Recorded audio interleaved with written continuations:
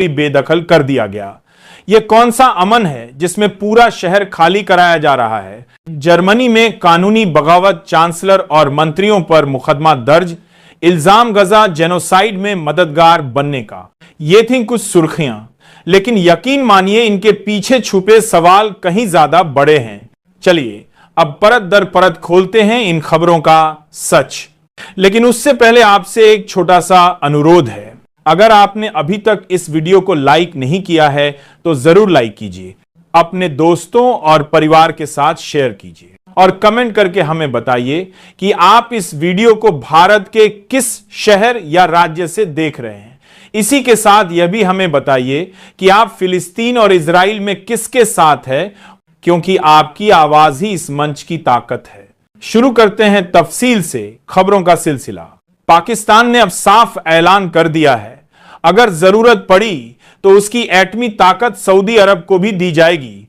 दोस्तों, यह सिर्फ एक बयान नहीं है, बल्कि पूरे मध्य पूर्व और दक्षिण एशिया में भूचाल लाने वाली खबर है, क्योंकि यह सीधे सीधे इशारा करती है कि कहीं ना कहीं इस्लामी नाटो की बुनियाद रखी जा रही है।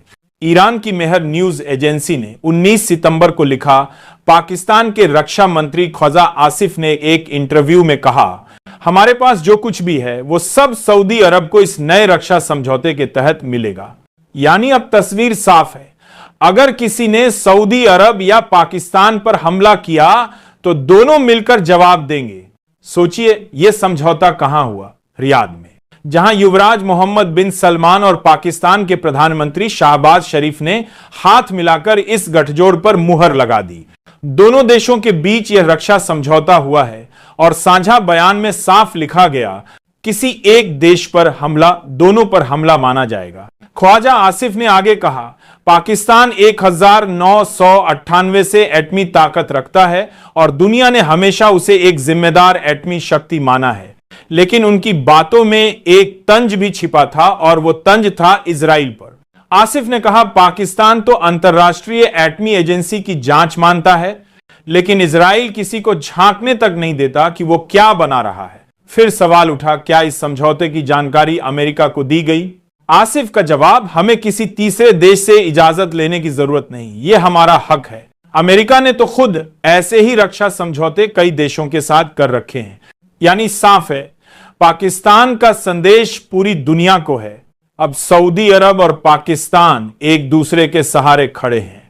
सऊदी अरब के रक्षा मंत्री खालिद बिन सलमान ने एक्स पर ट्वीट किया, सऊदी अरब और पाकिस्तान किसी भी दुश्मन के खिलाफ एक मोर्चा बनकर रहेंगे, हमेशा और हर हाल में।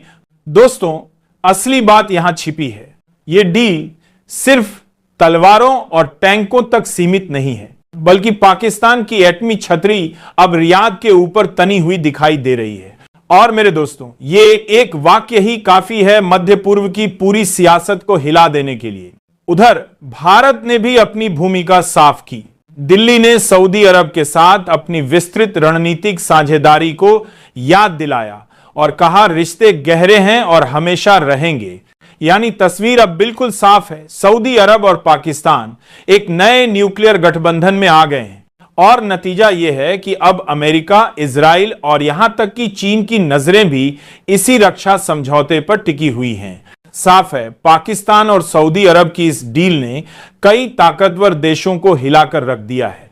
अब आते हैं अगली बड़ी खबर पर। सीरिया के राष्ट्रपति अहमद अल शरा पर हुए कत्ल की साजिश नाकाम हो गई। ये कोई छोटी मोटी बात नहीं, बल्कि बड़ा खुलासा है।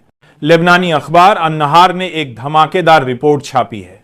इराक की खुफिया एजेंसी ने कुछ